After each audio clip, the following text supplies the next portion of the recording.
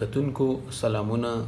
نننۍ ویډیو د پښتو د یګانو د لړۍ دریمه ویډیو ده. په نننۍ ویډیو کې موږ په مخصوصه یا بل نوم ورته معروفه هم وایي، دا یې زموږ سره د جمع مؤنث لپاره استعمالیږي.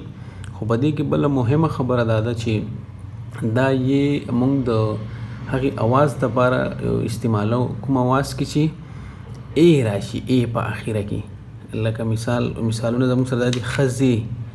په بله ویډیو کې موږ ویلو چې د سخت ای لپاره موږ د ای اواز، د ای اواز لکه منګي، سړي.